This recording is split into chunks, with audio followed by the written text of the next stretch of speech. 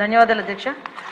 అధ్యక్ష, ఈ రాష్ట్రంలో పెరుగుతున్న అసాంఘిక శక్తులు బ్లేడ్ బ్యాచ్ల నియంత్రణ ప్రభుత్వం రూపొందించిన కార్యాచరణ ప్రణాళిక ఏమిటని అడిగారు అధ్యక్ష. రాష్ట్రంలో అసాంఘిక శక్తులు బ్లేడ్ బ్యాచ్లు నియంత్రించడానికి ఒక కార్యాచరణ ప్రణాళికను రూపొందించడం వాస్తవమే అధ్యక్ష. దీనికి సంబంధించి నేరపూరిత రికార్డులు లేకపోతే అసాంఘిక ప్రవర్తనలో ప్రమేయం ఉన్న వ్యక్తులకి సమగ్ర జాబితాని రెడీ చేసుకోవడం ఒక ఎత్తు అయితే, ఈ automated finger print identification system ద్వారా 2014 నుండి 19 వరకు ఆ సిస్టమ్ అవైలబుల్లో ఉండేది కాబట్టి ఆ టైంలో ఎవరైనా నేరస్తులు ఎవరైనా ఉంటే కనుక ఈజీగా ఐడెంటిఫికేషన్ చేసుకునే పరిస్థితి అయితే ఉండేది అధ్యక్ష. ఆ తర్వాత ఈ అసాంఘిక శక్తులు బ్లేడ్ బ్యాచ్ల అక్రమ కార్యకలాపాలు అరికట్టడానికి ఒక ప్రత్యేకమైన టాస్క్ ఫోర్స్ కూడా ఏర్పాటు చేయడం జరిగింది. అదేవిధంగా వీళ్ళని మ్యాక్సిమం ఏంటంటే రిస్ట్రిక్ట్ చేయడానికి కూడా, ఈ చెడు ప్రవర్తన బ్లేడ్ బ్యాచ్ ఎవరైతే ఉన్నారో వాళ్ళని రిస్ట్రిక్ట్ చేయడానికి కూడా ఒక వ్యవస్థ నడిపించడం జరిగింది అధ్యక్ష. అదేవిధంగా వాళ్ళు రిపీటెడ్గా చేస్తే కనుక వాళ్ళ మీద పీడీ యాక్ట్లు పెట్టడం కానీ, అదేవిధంగా రౌడీ షీట్స్ ఓపెన్ చేయడం కానీ, అదేవిధంగా ఒక సస్పెక్టెడ్ ఫెలోస్ ఎవరైతే ఉంటారో వాళ్ళ ప్లేసెస్లో తనిఖీ చేయడం కానీ, ట్రాకింగ్ కానీ, నిఘా కానీ ఇవన్నీ కూడా ఏర్పాటు చేయడం జరిగింది అధ్యక్ష. వీటన్నిటితో పాటు సోషల్ అవేర్నెస్ క్రియేట్ చేయడానికి, ఒక సొసైటీని పార్టిసిపేట్ చేయడానికి కూడా, ఇంటెలిజెన్స్ సేకరణ చేయడానికి కూడా పబ్లిక్ని పార్టిసిపేట్ చేయడం కూడా జరిగింది అధ్యక్ష.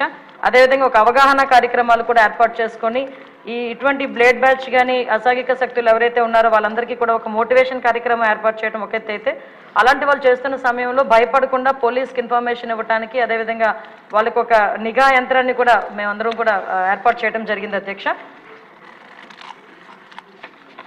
మాధవి గారు.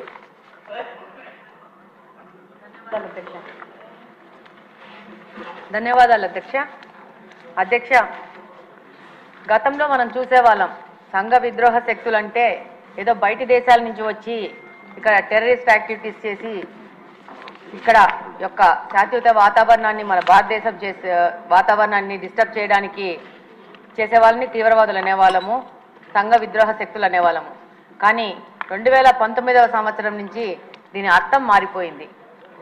గత పాలకులు గాంజా అనే మత్తు పదార్థాన్ని రాష్ట్రం మొత్తం తీసుకొచ్చి ప్రజల మీద దాడులు అనేది పెరిగిపోయాయి. ఈ గాంజా సేవించిన వాళ్ళు సామాన్య ప్రజల మీద దాడులు చేయడము, వాళ్ళని ఇబ్బందులు గురి చేయడం జరుగుతూ ఉంది.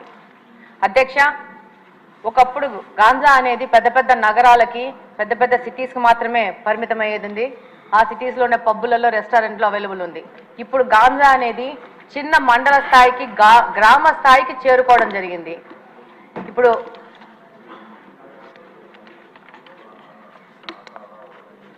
ఈరోజు మామూలుగా తిరుగుతూ ఉంటే ఈ గాంజా ఇంత ఎక్కువైపోయింది ఏమని మాట్లాడుతుంటే స్టూడెంట్స్ అడుగుతూ ఉన్నారు, మాకు గాంజా ఎక్కడ దొరుకుతుందో తెలిసినప్పుడు దీన్ని కట్టడి చేయాల్సిన పోలీసులకు తెలియదు అది ఎక్కడ దొరుకుతుందో అని చెప్పేసి.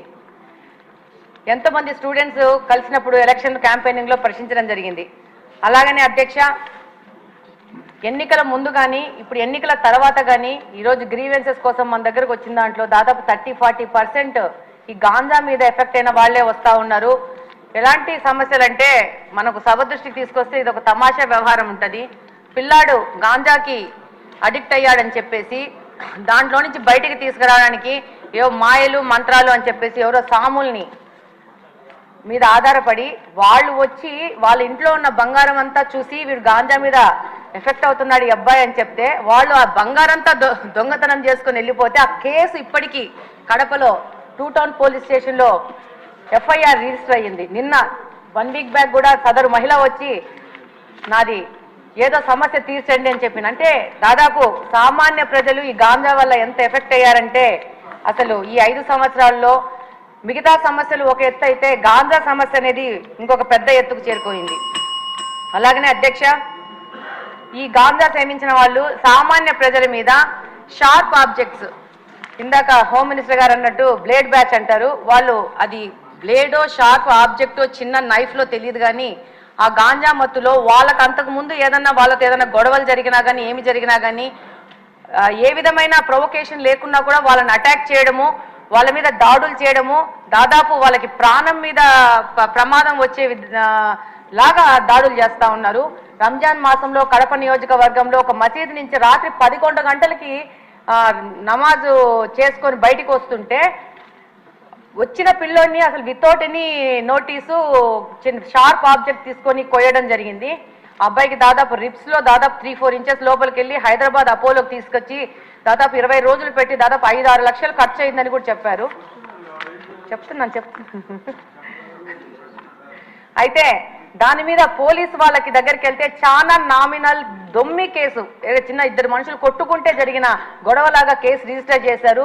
అది గత ప్రభుత్వం వైసీపీ ప్రభుత్వ హయాంలో జరిగింది. ఇలాంటి కేసెస్ చాలా ఉన్నాయి పోలీస్ డిపార్ట్మెంట్ దగ్గర. వాటన్నిటిని కూడా మళ్ళీ చెక్ చేసేసి వాటిని సరైన ఎఫ్ఐఆర్ రిజిస్టర్ చేసి వాళ్ళకి న్యాయం చేయాలని కోరుకుంటున్నాను. అలాగనే ఈ గాంజా మీద ఒక స్పెషల్ టాస్క్ ఫోర్స్ ఏర్పాటు చేసి ప్రత్యేకంగా మీకు అవసరం ఉంటే నాకంత తెలియదు కాబట్టి స్పెషల్గా రిక్రూట్ చేసుకునైనా కూడా దీని మీద ముందుకు పోవాల్సిన అవసరం ఎంతగానో ఉంది. లేకపోతే సమాజం మొత్తము పాడైపోయే ప్రమాదం ఉంది. ధన్యవాదాలు అధ్యక్ష. ధన్యవాదాలు అధ్యక్ష.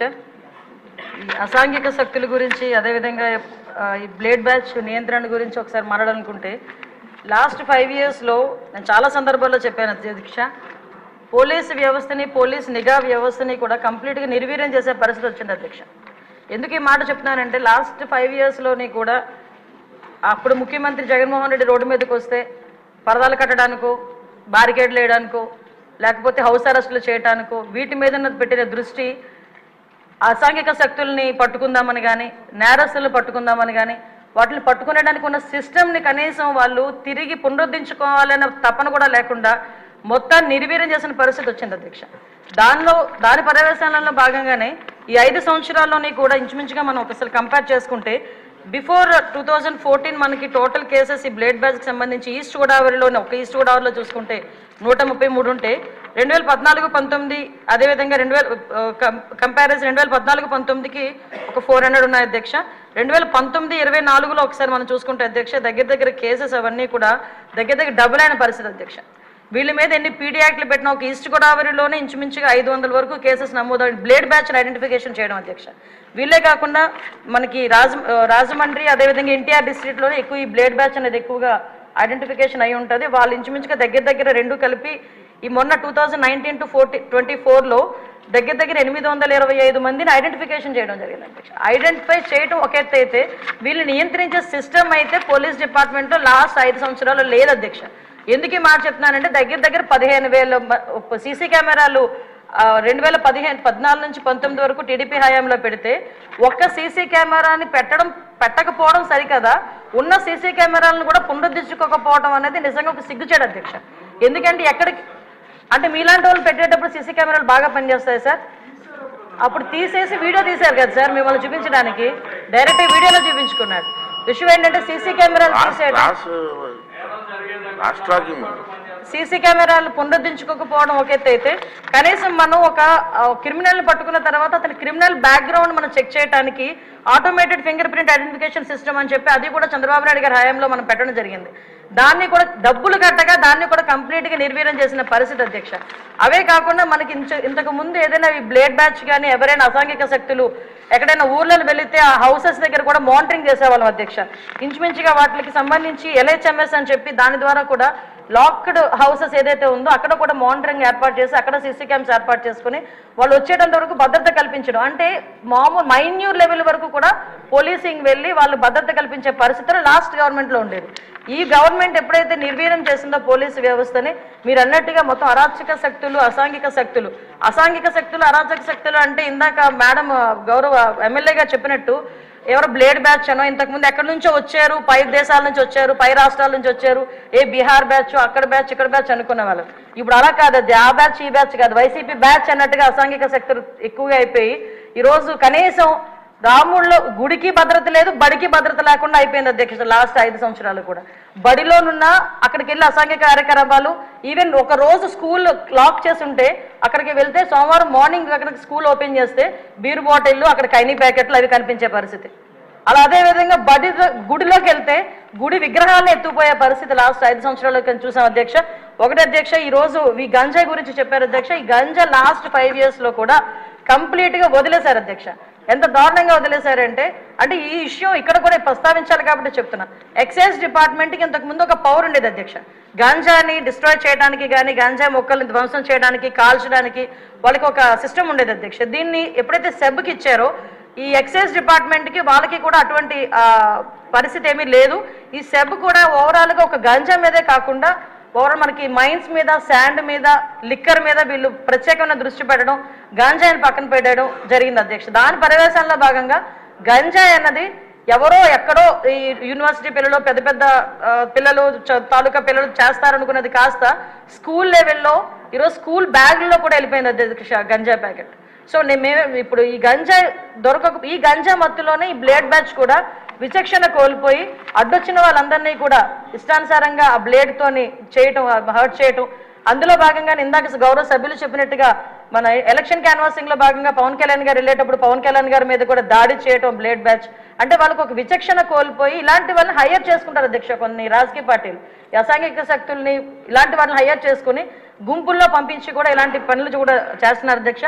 వీళ్ళకి గంజాయి దొరకకపోతే వైట్నర్ స్మెల్ గట్టిగా తీసి దాంతో కూడా వాళ్ళు మత్తు తెచ్చుకొని వాళ్ళు ఇలాంటి అసాంఘిక కార్యకలాపాలు, అంటే అసాంఘిక కార్యకలాపాలు ఈజీ మనీ గురించి పిల్లలు పాడైపోతున్నారు, పిల్లలు దానికి అడిక్ట్ అయిపోతున్నారు అన్న విషయం అయితే మా దృష్టికి వచ్చింది అధ్యక్ష.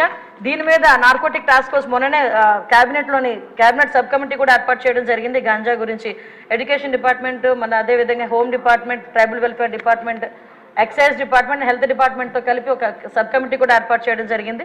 నార్కోటిక్ టాస్క్ ఫోర్స్ కూడా ఒక అతి తొందరలో క్యాబినెట్ కూడా ఆమోదం పొందిన తర్వాత narcotic task force with special ఆఫీసర్స్తో కూడా ఏర్పాటు చేయడం జరుగుతుంది. వీటితో పాటు ఒక టోల్ ఫ్రీ నెంబర్ కూడా ఇస్తున్నాం. గాంజాకి ఎస్పెషల్లీ గాంజా పర్పస్లో ఒక టోల్ ఫ్రీ నెంబర్ కూడా ఏర్పాటు చేయడం జరుగుతుంది. సో ఇవన్నీ ఒక ఎత్తు అయితే అధ్యక్ష. ఈరోజు నేను మళ్ళీ చెప్తున్నాను అధ్యక్ష, ఈ సీసీ క్యామ్స్ పునరుద్ధరించుకొని ఏదైతే టెక్నాలజీని యూజ్ చేసుకొని రాబోయే కాలంలో ఎట్టి పరిస్థితుల్లోని అసాంఘిక కార్యక్రమాలు చేయడానికి ఆలోచన కూడా రాకుండా చేయడానికి ఒక ఉక్కుపాదం మోపడానికి పోలీసు వ్యవస్థ, హోంశాఖ కూడా సిద్ధంగా ఉందని, దానికి గౌరవ చంద్రబాబు నాయుడు గారు కానీ పవన్ కళ్యాణ్ గారు కానీ అందరూ కూడా మాకు సహకరిస్తున్నారని చెప్తూ సెలవు తీసుకుంటున్నాను అధ్యక్ష. Question number 27